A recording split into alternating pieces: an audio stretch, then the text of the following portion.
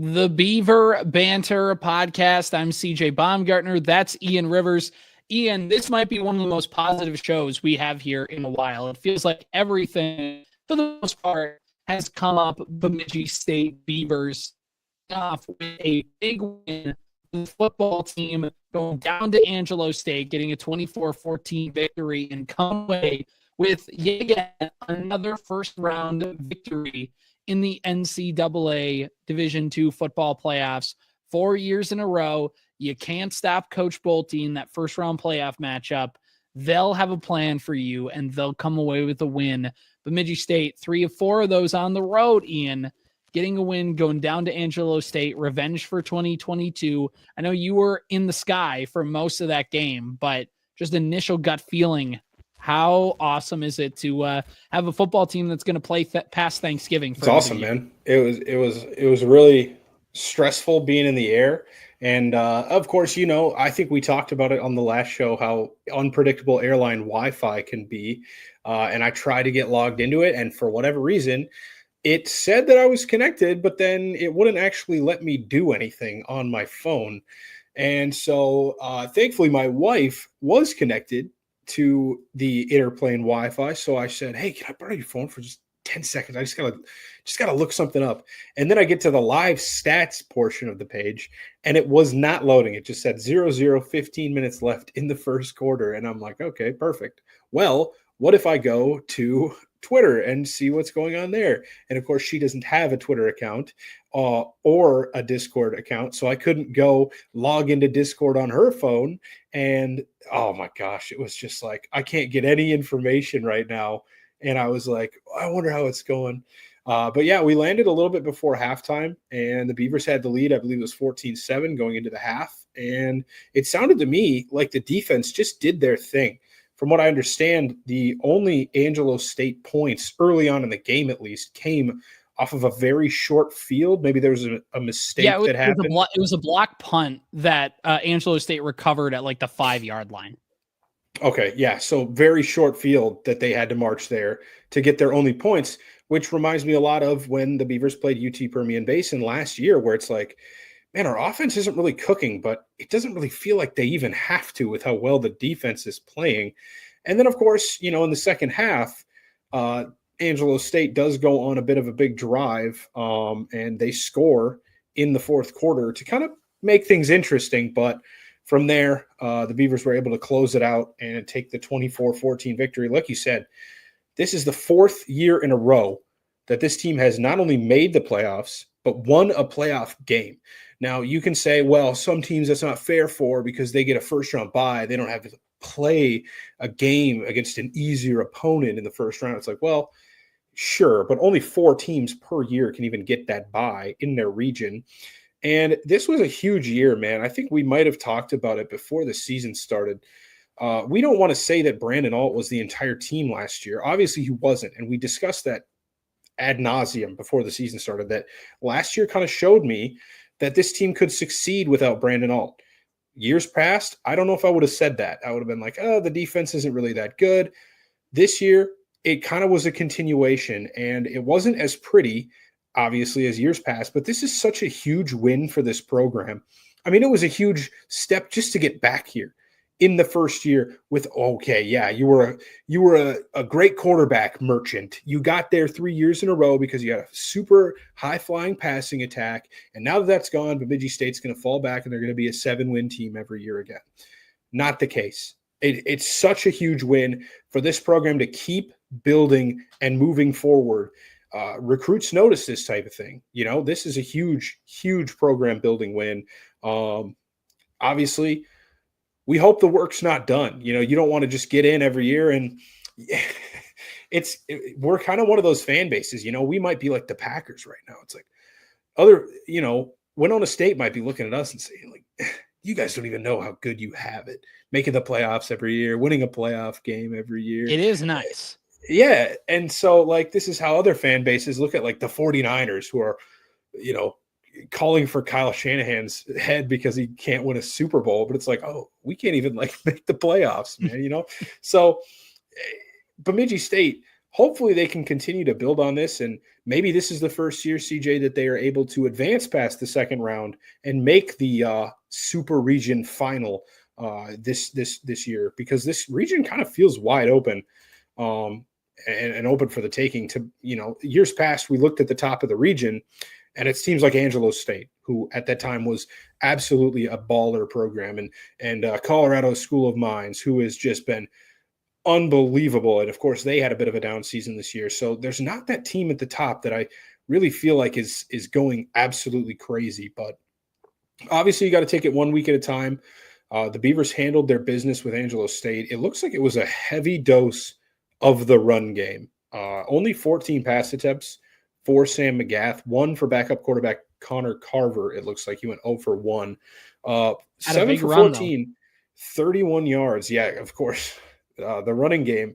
The running game was working all over, dude. Connor Carver, he had 8 carries in this game, CJ. That I didn't know that. I just kind of thought he got a little bit, and he had a big run at the end that really helped kind of put Bemidji over the top in this. So it's kind of a little bit of, I don't know how long that's really been in the works. We really haven't heard his name much in a game setting. So it kind of feels like this was maybe the trick up Bolte's sleeve. Like I don't know. This is all conjecture, but it feels like maybe it's something that over the last few weeks in practice, it's like, we're working on this, and come playoff time, like, we're going to pull it out. And obviously maybe that's not true, because you didn't really know if you're going to get into the playoffs or not. So maybe you'd use it against Augustana or something, but also, whatever they felt like they had, they kind of threw the kitchen sink at Angelo State, and they were not ready for some of the things that Bemidji State put in there offensively.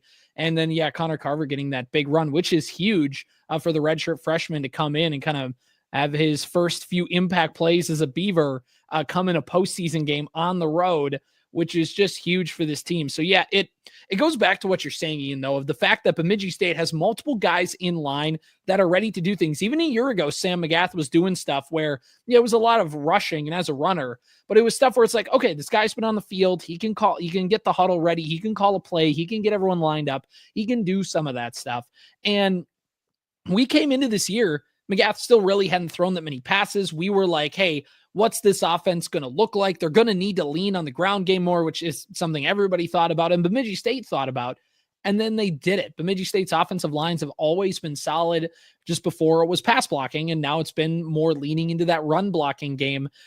You've had in Cabrera, you've had a few of the other guys in the mix doing a lot of stuff for this team. And it's just been huge that they can go into new guys running this offense, leading the offense. Obviously, we've had wide receivers cycle through that have done really well and moved on, in terms of Bolio, Del Duncan Busby. And now you have Bryce Peters stepping up. We've had some other wide receivers step up as well throughout the season. And I think it's just a case of they're starting to get in this spot for Bemidji State where it's not, wow, there's a special group of players at one particular time and they're able to make a few playoffs and that's it. It really does feel like this is a group, and this is multiple groups that can come in and do stuff, which is just a testament to this program. But going to this game, it felt like Bemidji State's defense just smothered the offense of Angelo State because they couldn't do anything. And I think this is, again, coaching cliche.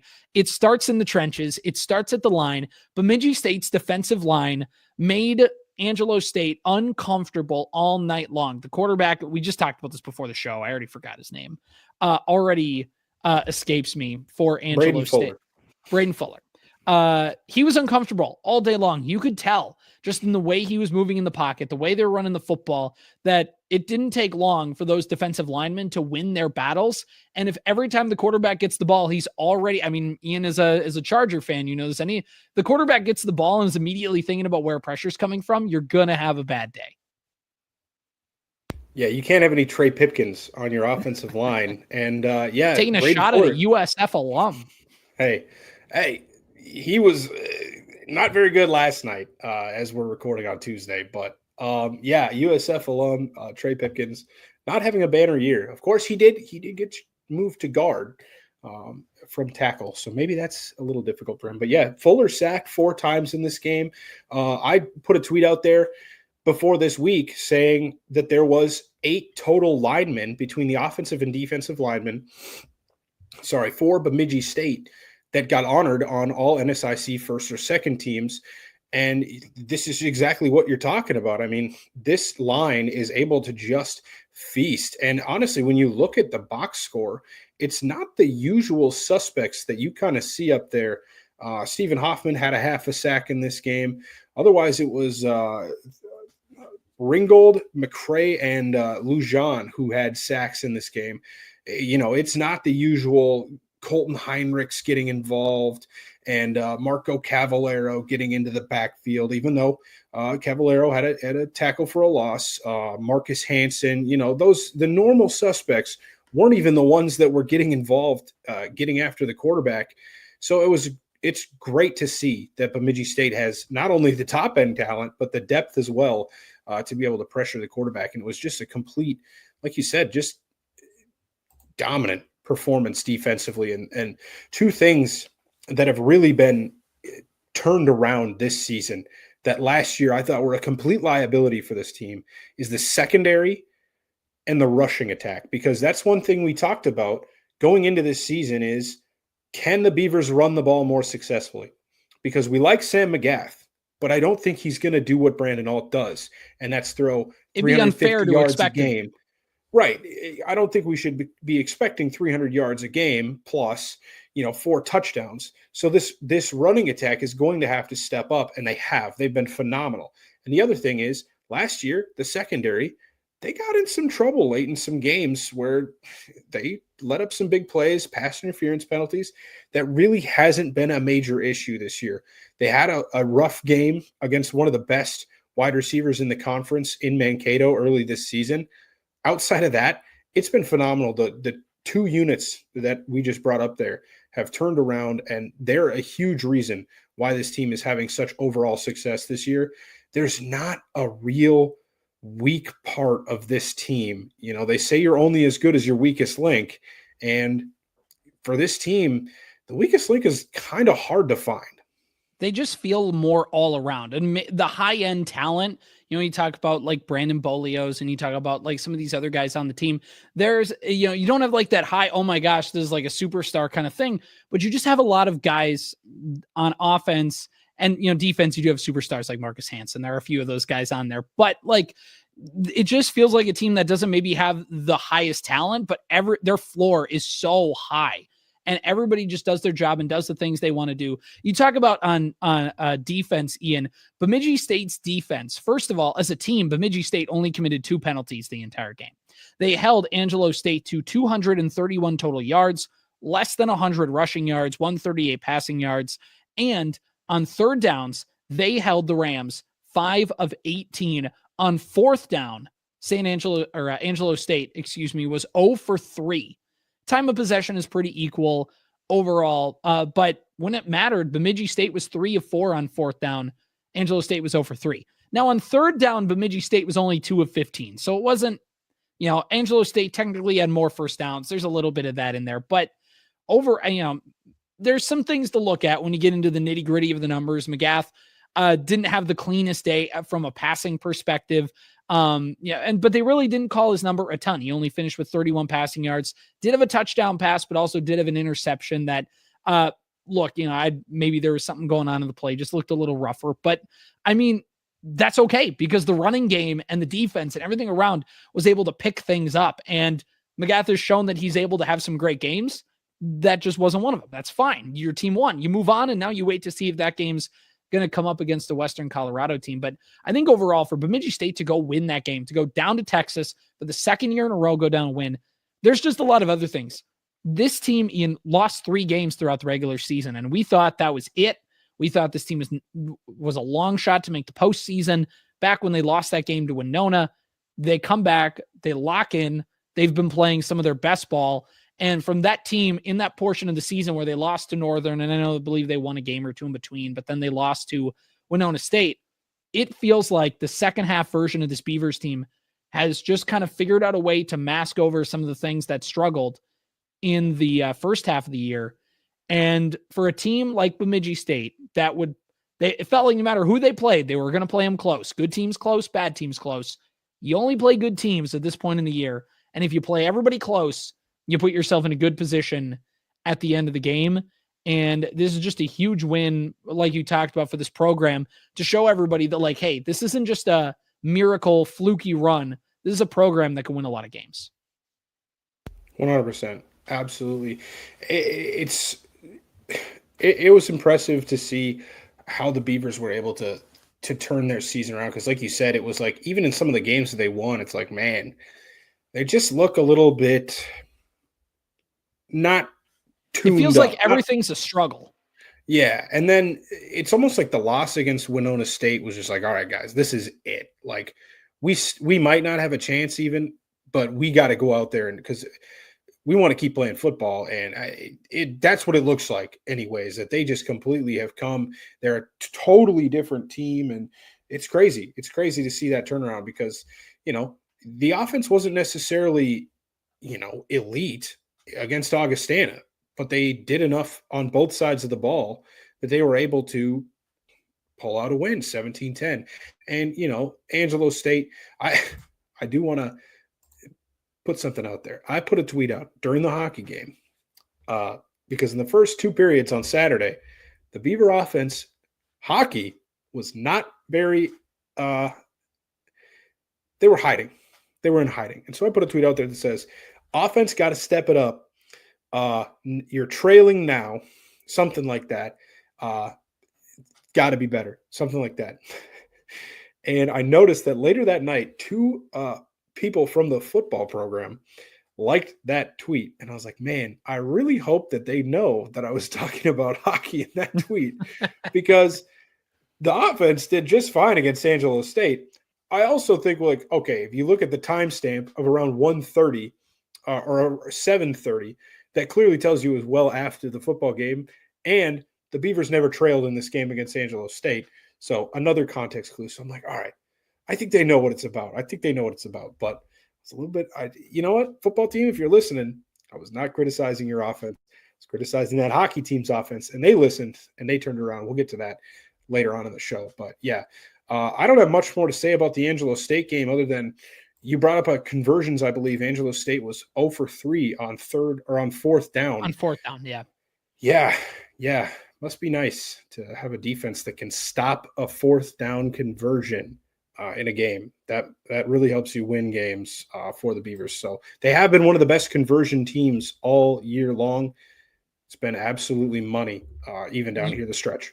You know what else helps the team win games too is when you have wide receivers that come down with the football. Bemidji State has that. And Bryce Peters, they do.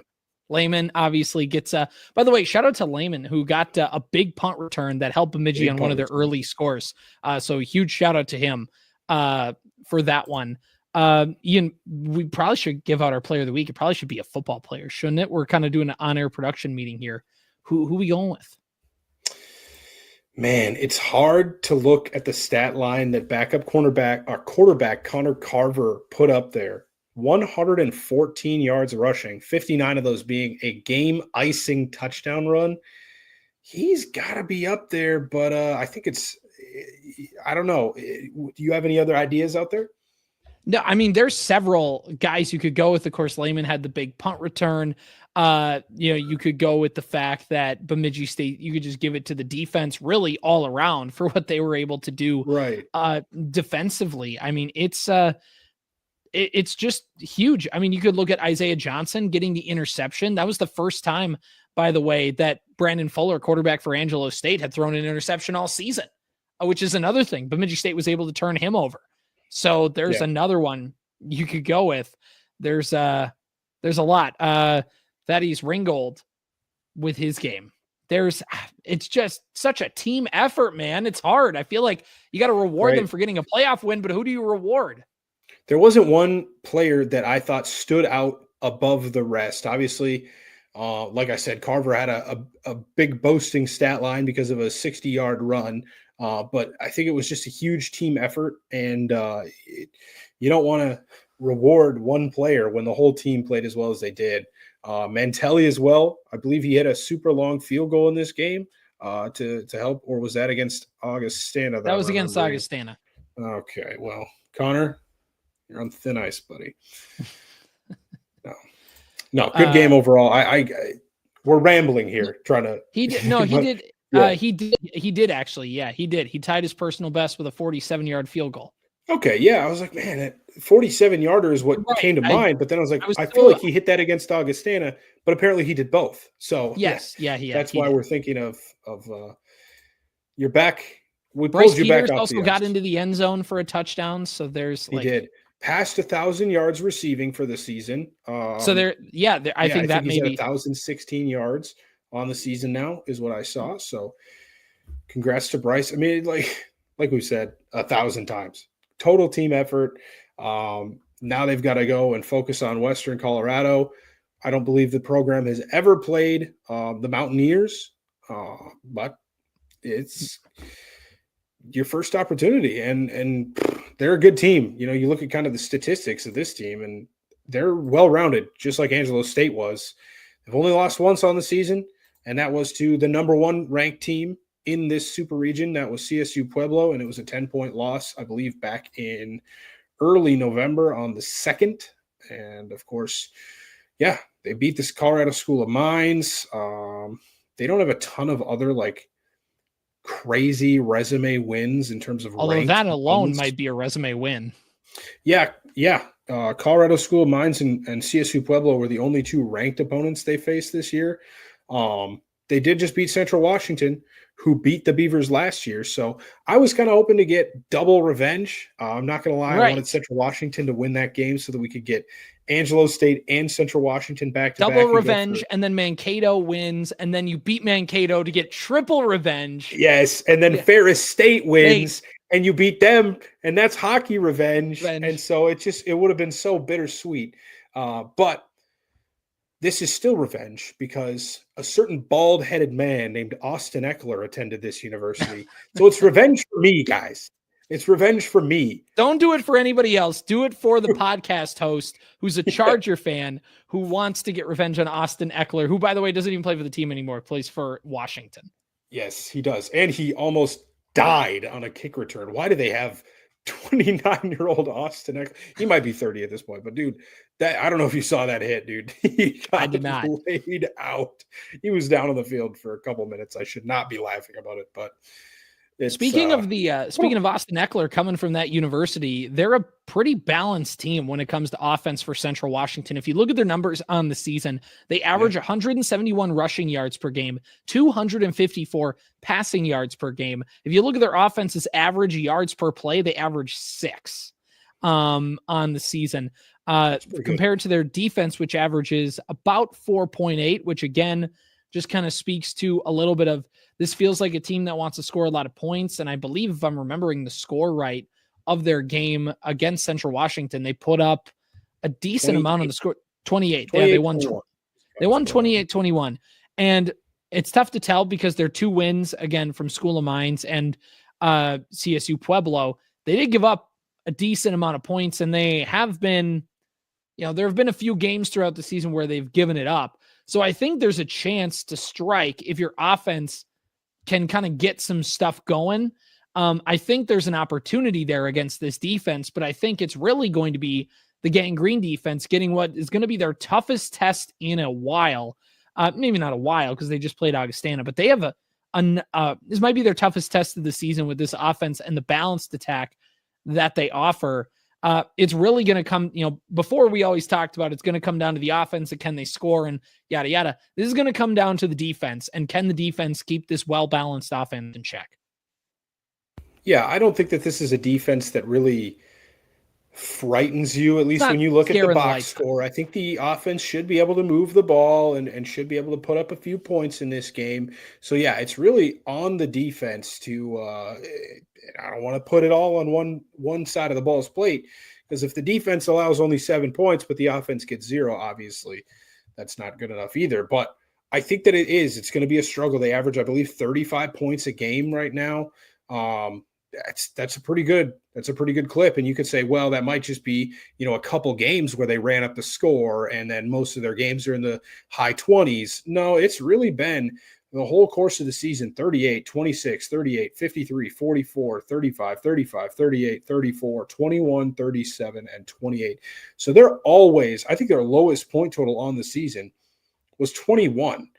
So this is going to be a test for the Beaver defense.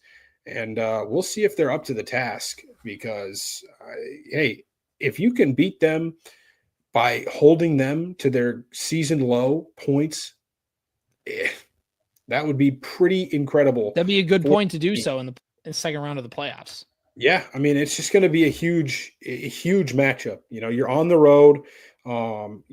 It's Colorado, so it'll be a little chilly, I assume. 1 p.m. local time out in Gunnison, Colorado.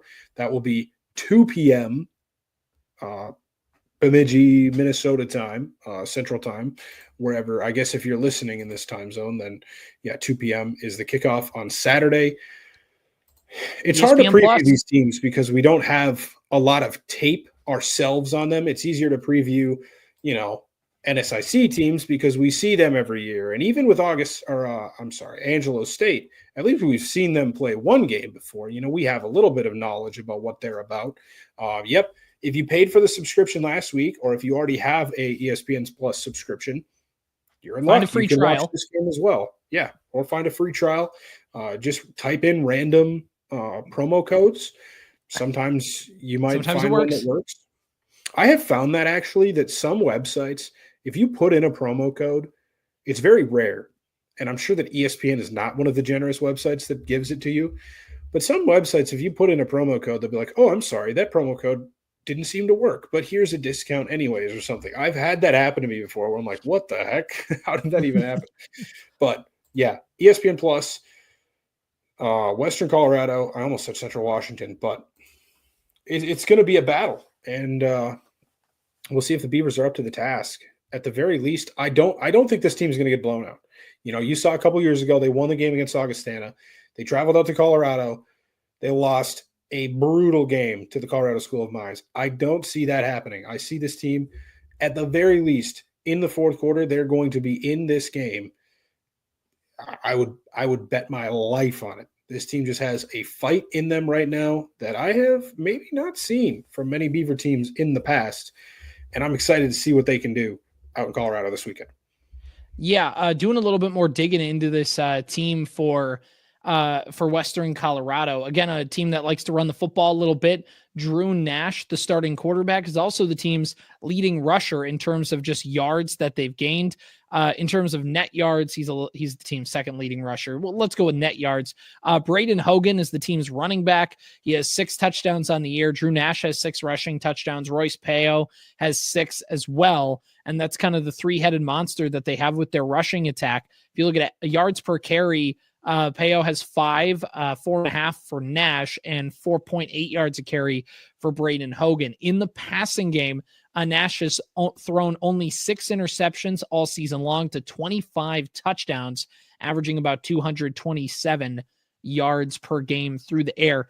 And the receiving aspect for Western Colorado, Josiah Aon is the team's leading receiver with averaging about 50 receiving yards a game. He has 9 touchdowns on the season.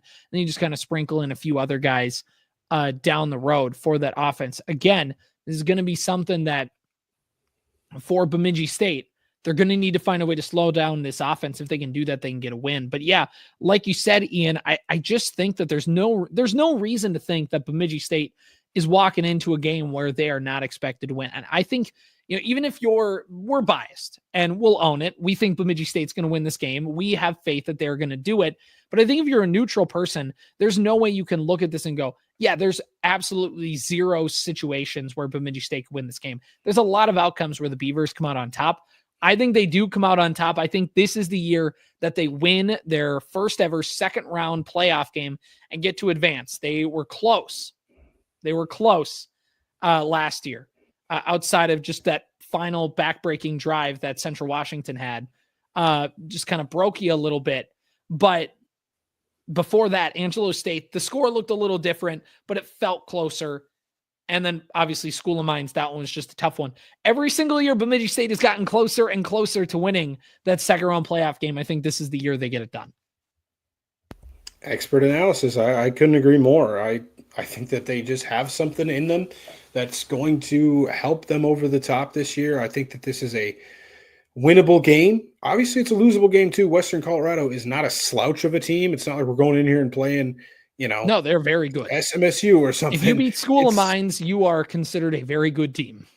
Yeah, absolutely. And I think that like you said, I don't want to sound like too much of a homer, but I completely agree. I think this is the year that the football team gets over the hump and finally gets into the Super Region final game. And that, of course, is between CSU Pueblo and Minnesota State. So if the Beavers result goes their way, keep an eye on that game as well to figure out if they'll get a rematch against Minnesota State or if they will head again to Colorado to play in Pueblo.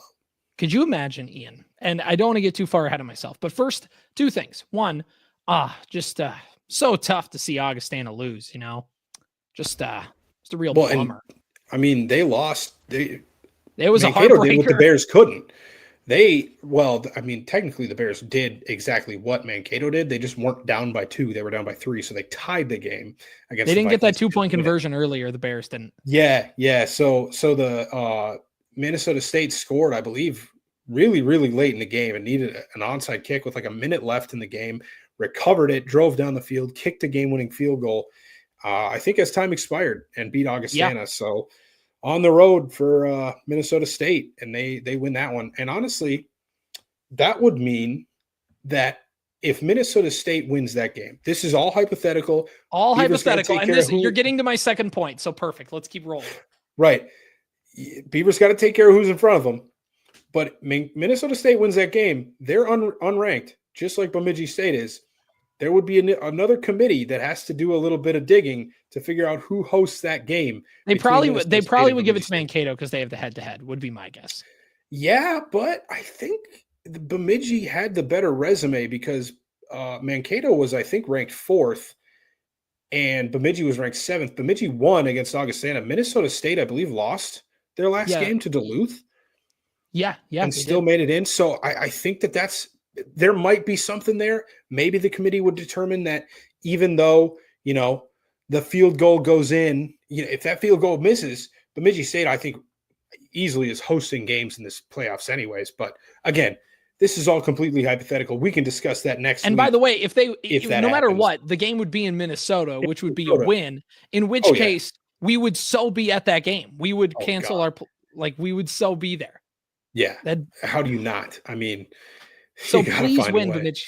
Heck, if they get to Pueblo, I could probably justify to my wife, let's just drop everything. Let's take a vacation. Let's just fly out to Pueblo, Colorado. Let's do this thing. Right. Right. Biggest game. Hey, if they win this, it would be the biggest game in program history. So right. If they win this football game on Saturday, it could be the biggest game in football history. Yeah. Oh yeah. Yeah, it probably would be considered the biggest win just to get them that step further. I'm saying the biggest game, not the biggest win. Yeah, exactly. But you can make a case this is the biggest game, one of the biggest games in school history. You could, yeah. Because how do you justify? Maybe you say last year was just because it was at home in the second round. That's true. But how do you compare an apple to an orange? It's difficult. Exactly. So anyway, if you can tell, we're excited because it's just the way. I know that it didn't look pretty at times for the football team, but they always were in control of that football game against Angelo. They always were. There was not a moment in that game where I thought they were going to lose.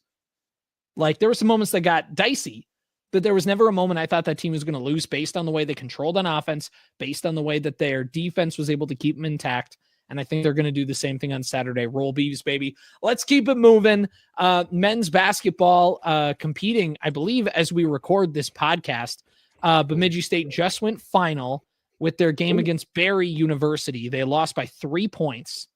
So that is their second loss of the season, rather. They now move to 3-2 on the campaign. 67-70 loss down in Miami. They're going to play tomorrow at Boca Raton against Lynn University for their 2-game road trip down to South Beach. And as I see snow out my window, it must be nice to go play a little ball down there. They beat Morris 105-62. They beat Valley City 96-72. They did the things that we expected them to do. But then they played Berry, and we're kind of just reading this recap and catching up on things with that game. like the rest of us. Eighth Malang got another big game, 17 points, the incoming transfer for Bemidji State this season, who I think we can expect kind of a nice season from. Tate Olson at 8 points, Peyton Newburn and Daxton Daly both had 12. So kind of chipping in there for the Beavers. And they had a 40-27 lead at halftime and just kind of saw some things dry up for them in the second half. But it's so tough to gauge these non-conference games, Ian, just with all the kind of factors. Bemidji State's got to go all the way down to Florida to play. You got some other things going on. You don't hold this against them, but you certainly hope with the way things were at halftime that you find a way to finish as the season goes on. Yeah, tough loss there in the non-conference against Barry. Another close one, but you just couldn't pull it out. You look at the numbers by the field goal percentage. First half for Bemidji State, 43% from the field, 28% from three. That dropped to 34% in the second half and 14% from three. And that was a lot of what we saw last season. Yeah, and on the opposite hand, Jekyll and Hyde with the half.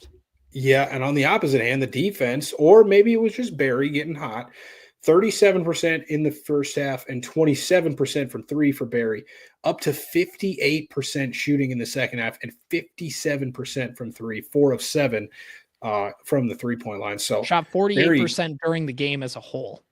And compared to 38%, 3-point difference. That'll do it, man. It's a brutal one to lose. Bemidji State out-rebounded by 8. Of course, you're kind of just waiting for John Sutherland to get back. From what we understand, he's just a little bit banged up. Hopefully it's not a super long-term injury and he can get back, especially by conference play. But yeah, that would definitely be a big boost for a team right now.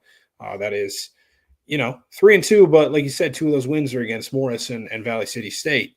Hopefully they can pick up a win tomorrow against Lynn and go 500 through this non-conference portion. Or I'm sorry, 4-2, not 500.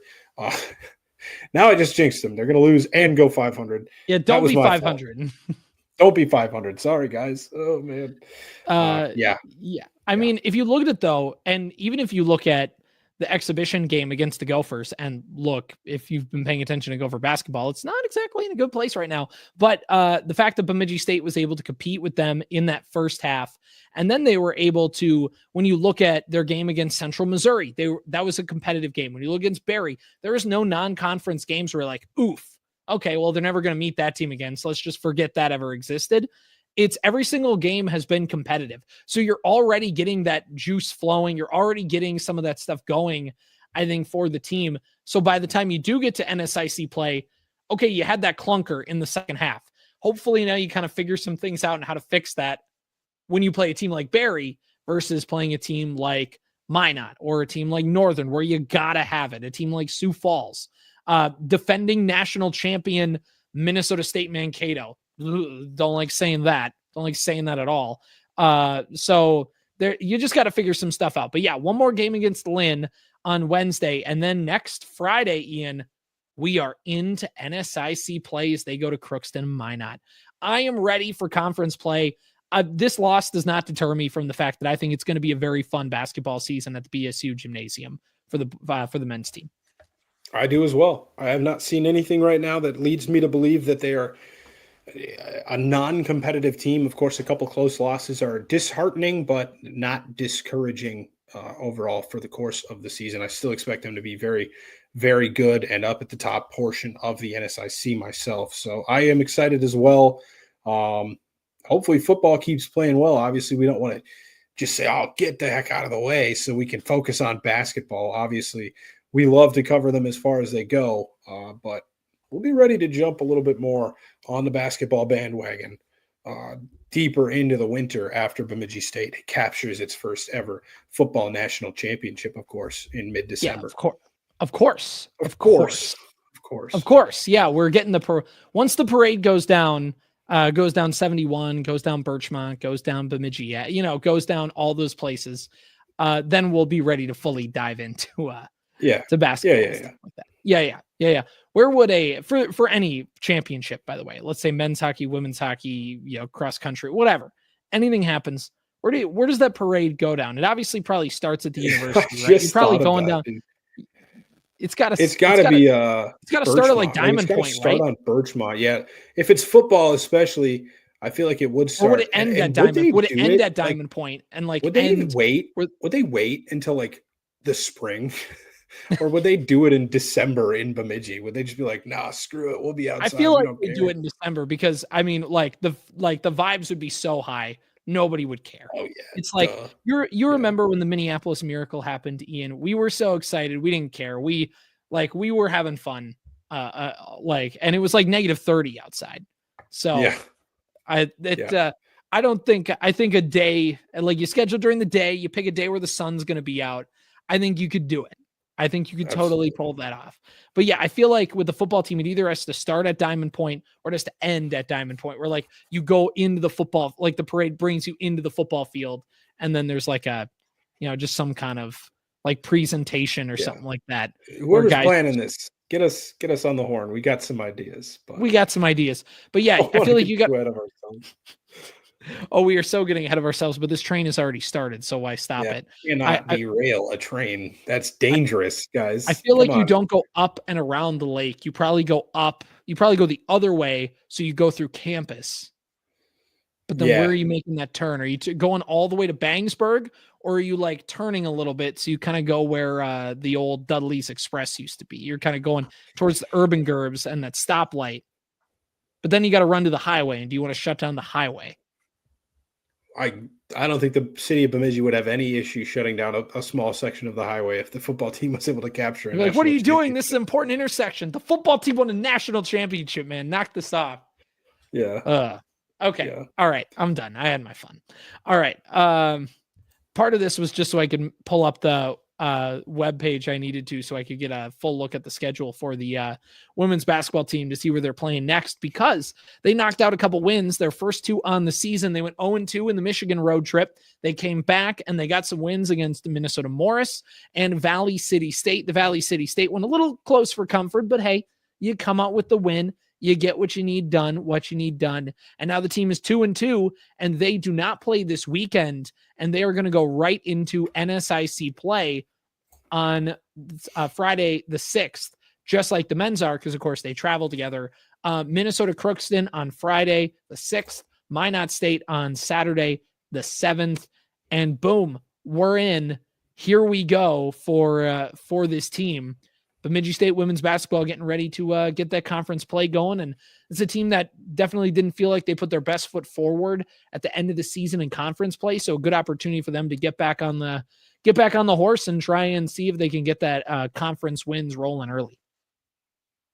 Yeah. A little bit of a break here in between games, but they'll get fired up against Crookston, I believe, the same time as the men's team will, early December. So we'll be back, of course. That would be next week already that we'll be previewing those games. I don't know where the month of November went, but I feel like we just got done. I feel like we just got back. Like we just got done with summer, and all of a sudden now we're getting ready to talk about basketball. It's right. It's I mean, hockey, we talk about it almost the whole time anyways, because the college hockey season is just so long. But yeah, I mean, it's crazy. It's crazy. I've spent this whole month like doing state football coverage for the radio station I work at, and one of the teams we covered made it to the Prep Bowl. So like all of a sudden I'm turning around. I'm like finally done with fall sports. I'm like, oh, Thanksgiving's next week. Oh, okay. All right. I needed to put together a winter sports broadcast schedule in like a day. It's a lot of stuff going on, but yeah, here we are. Here we go. Speaking of women's hockey,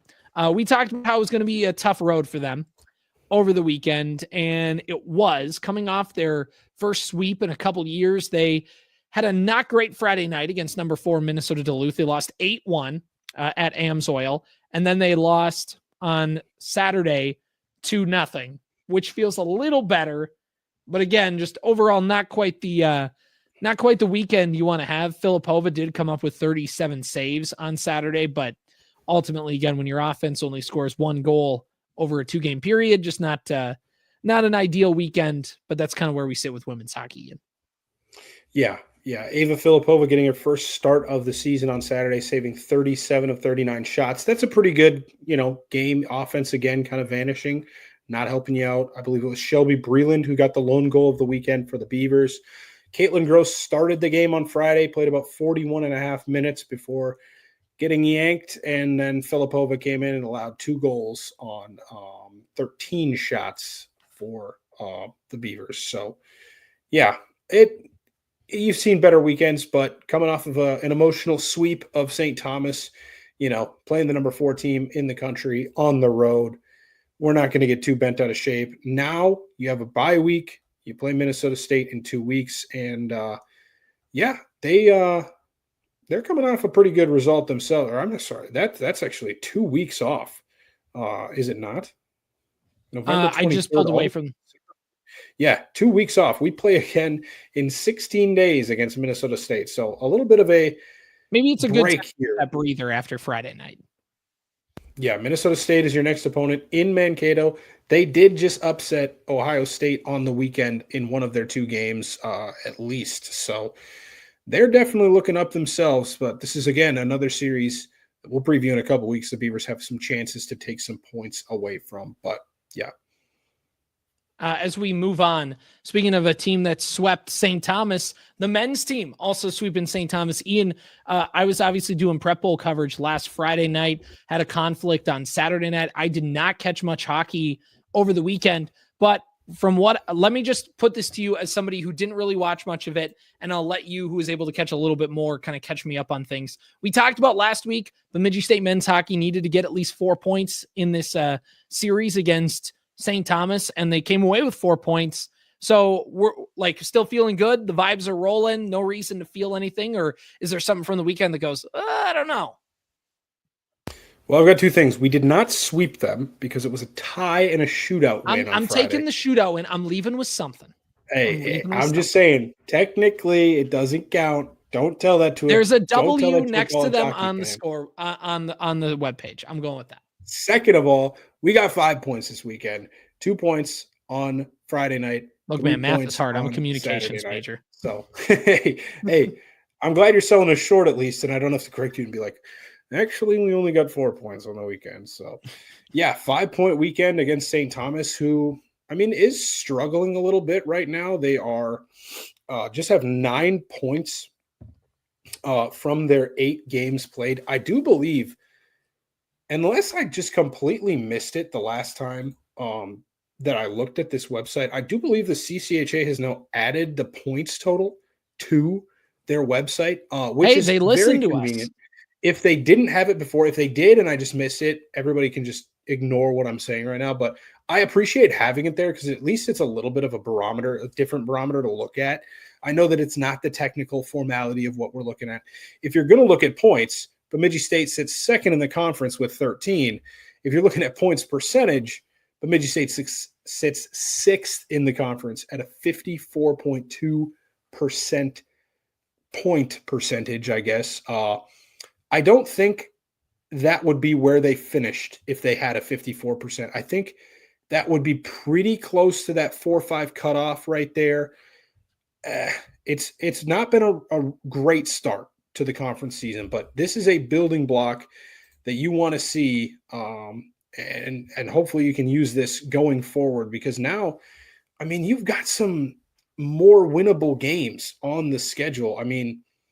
Honestly, the 2 best teams in the conference to me right now look like Minnesota State and Augustana. Maybe if you can throw Bemidji State in there, I'm saying besides Bemidji State, those 2 teams look like the toughest teams that you're going to see. Michigan Tech just got embarrassed by Minnesota State at home this weekend. I'm not saying you're going to sweep every other one of these weekends. That's obviously probably not going to happen more often than not. You should be favored more often than not. Absolutely. Lake Superior State has been pretty good this year, but again, they haven't played a ton of games. Have they been pretty good? Yeah. Or have they been pretty good for Lake State? What's their record? They're sitting at 3-1 in the conference and 5-6-1 overall. So they're pretty much dead tied with Bemidji State, except they've gotten, I think, a little bit of an easier role so far in conference. So they have a better points percentage. I'm not super scared of them. Michigan Tech, like I said, Max Varanen, their goaltender, he's out for the year. That's a big loss for them. They've got a guy that they pulled straight out of, at least this is my source, Lucas Piepenhagen of Beaver territory. They pulled a guy the backup goaltender straight out of Houghton High School last year. He's been playing for them lately. They're probably going to be able to bring somebody in the second semester just because that's kind of how college works. They can call up a guy from juniors, I believe, and get somebody in there in net that they trust a little bit more. But they could get themselves buried by that point. Exactly. So, and we'll see them in Bemidji before the turn of the semester. So we'll have a chance to face them. And man, that program is a mess, dude. I know we're not talking about Michigan Tech, but Joe Sean, I don't know if anybody heard his comments over the weekend. I heard they were not ideal, but as somebody who didn't see it, and maybe for somebody who's listening who didn't see it, what happened? I mean, essentially, he just threw his whole team under the bus. I mean, talking bad about players that he recruited to play there. Man, it seems like we don't want it enough. I can't remember any exact specific quote off the top of my head, but it was just it's stuff like that. It's for Vikings fans, it felt like a Mike Zimmer where it's like, man, you could probably say that to him in the locker room with the doors closed, but you can't go to the media. You cannot say that to the media, man. Yeah, exactly. That was the shocking part. But hey, you love to see Michigan Tech in a little turmoil. It seems like they find their way into it every single season. But I don't feel bad for them. Yeah, I don't feel bad. I feel bad for the players. I don't feel bad for the fan base, I guess I should say. Yeah. Good weekend for the Beavers. Kirkland Irie stayed hot. Got a goal 3 minutes into the first period to give the Beavers the lead, assisted by Tony Fulmer and Eric Martin. Eric Martin added a second assist on Isa Parek's power play goal in the second period. Yuri Väisänen got an assist on that as well. Isa Parek, I believe, was named Defenseman of the Week. It was either Defenseman or Freshman of the Week in the CCHA. I can't remember which, but he was honored this week. Of course, that game ended in a tie. Matthias Scholl played out of his mind in this game. He didn't play quite as well as he did against Minnesota, but St. Thomas is not quite as offensively gifted as Minnesota, so he wasn't asked to play quite that well. Saturday's game, I touched on a little bit earlier, saying that the offense was really sleepy early in the game. It was a really boring game, dude. One of the most boring hockey games I've ever watched. Out of all the hockey games to ever exist, it was sure one of them. Yeah, exactly. And St. Thomas they got a goal at the end of the second period, and they went up 1-0, and you're like, man, we got to wake up. And they did.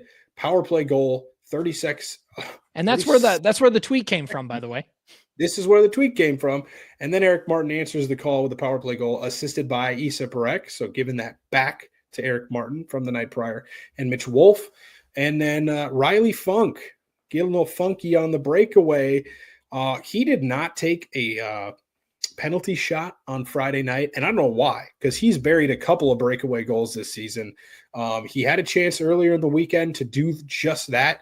And he was stymied by a good play, I believe, on Saturday night by Trotter started on Friday, and I think it was Seibel that played on. Yeah, it was Seibel. Jake Seibel made a good play to stop him on the first breakaway, I believe, in the first period. But Beavers pick up a 2-1 win. Massive weekend, 5 points. Doesn't matter how pretty it looks. Just matters that you got 5 points. And honestly, it's good to see. It's the St. Thomas team that was ranked pretty highly, just like Bemidji was coming into the season, at least in the coaches and the media polls. And if you're going to play not your best brand of hockey and still come out with 5 points, I think you're going to take that every day of the week. And it's finally, we talked about with this team, can there just be a weekend where they can get the full amount of points? It always felt like they drop a loss and then they'd come, like the Augustana series, we're like, yeah, it's fine. They're a good team, but really felt like we missed an opportunity to come away with those points. And then they do against St. Thomas. So even though it's not the prettiest, like you said, just the fact that they come away with them is important. And then you just move on. Now they step away from conference play this weekend. It's the home and home with UND, who are ranked 15th or 14th, depending on the poll you use. Friday night, Saturday at the Sanford Center. Why not cap off your Black Friday with a little UND action? And then on Saturday, they go to the Ralph, and then they play UND over there. And here we go. It's always one of the more well-attended games of the season when they play UND. Some fans in the bad green and white usually end up kind of sneaking their way over from the west part of the world, and then they come that way. But hey, Beaver fans, fill the ice up with a good green and white, so that way that's less of a problem. CJ, they won't be able to do much about it by the time they hear this. I'm pretty sure the game is damn near sold out at this point. Yeah, it's going to be Yeah, it electric in is. there. There's always a lot Do not of North resell Dakota those tickets. Yeah, but North Dakota this year, they played a very tough schedule. They did lose an exhibition to Augustana earlier this year. Take what you want to from that. They have not played many teams that are not ranked. They have won most of their games against those teams. Minnesota State, they split with Minnesota State. They split with Boston University. They got swept by Cornell. They swept Minnesota Duluth pretty convincingly. They got swept by Denver. Not going to hold much against them there, but they were at home in Grand Forks for that. So probably a little disappointing for North Dakota to not take any points from that series against Denver, especially being at home. And then this last weekend, really tough games against Robert Morris. 4-3 win in overtime, and then a 1-0 win on Saturday. So I don't know. I don't want to say that North Dakota is necessarily down. Of course, they are ranked in the top 15, but this is another series where, honestly, if you can get a split out of this, it will pretty much erase the damage of not getting one of those two games against St. Cloud State, because I think the reason we were so upset that we didn't steal one of those close games is because we're like, man, are we really going to be able to pull games off of either Minnesota or North Dakota, or now maybe both? Like, if you can split with both of those teams, yes, it still would have been even better if you could have split with St. Cloud, but it all kind of washes out. It would go a long way towards helping. I don't know how good it would do for your pairwise and your at-large. I think they're somewhere in the low 20s right now, or I should say high 20s, so 28th, 29th. But hey, steady climbing. These are the games that matter for pairwise, and obviously it's still November, so it doesn't do you much, but you got to talk about it when you're playing non-conference games, because even though it's only November, these games affect you later in the season. It still counts towards that pairwise ranking. So you never know. Yeah, I don't know, man. I'm optimistic, especially after how they played the last couple of weekends, playing really, really well against Minnesota, earning that split. And then, yeah, they didn't play super convincing hockey against St. Thomas, but they got the job done. I'm pretty optimistic here. I think we might be able to get a split in this series. And we gave North Dakota all we could in one of those games last year. I think we could do the same and maybe pull a win out in one of these games. What is better? Maybe not better. What would be more delicious, I should say? Getting a win over UND at the Sanford Center on your home ice, protecting it, doing all that, making those UND fans make that trip for nothing, or going into the Ralph and silencing the crowd and getting a win? Which one is more delicious? I mean, I would say they both have very big benefits. I think home win against a ranked opponent like that would be more fun because you're going to have more fans in the building and Right. It'll be an electric atmosphere. So give your fans a reason to come out and support the team. But you win on the road, that's a better win for pairwise. So, and I don't think a home loss would actually hurt you as bad because you're playing a good team. I don't know the science behind it, but I think either way, you can still take a win from it because, yeah, like you said, you're either disappointing the home fans or you're disappointing the road fans that drove all the way to Bemidji for nothing in their minds if they end up losing that game. So, right. I mean, they could get to go to Grain Mill, so I guess that would be the thing that they they could have. Yeah, for them. They get to leave North Dakota, so it's a win for them either way. They don't have, to be in North Dakota for a few hours. It's perfect. Their day was already made. They're playing with house money. That's right. I remember doing stats. I was working one of the games. I think it was in 2018 when Bemidji State beat UND at home, and that game was fun. I remember because I remember doing stats, and like you're neutral, but like you're not a fan. You're working during the game, but Bemidji State scored a goal late to go ahead. I don't know if it was in the third period or if it was like late second. And I just remember going like, yes, to the point where like the person next to me was like, well, man, like take it easy. I'm like, we're going to beat UND, man. Like not going to like, I don't care. So it's fine. It was good. I apologize to that person because I was totally unprofessional, but it was like, I'm excited. And hopefully that can happen again. So until next time, I'm CJ Baumgartner. That's Ian Rivers. This has been a great weekend to be a Beaver. Let's keep stacking a few more of these on top of each other, and we'll see you guys next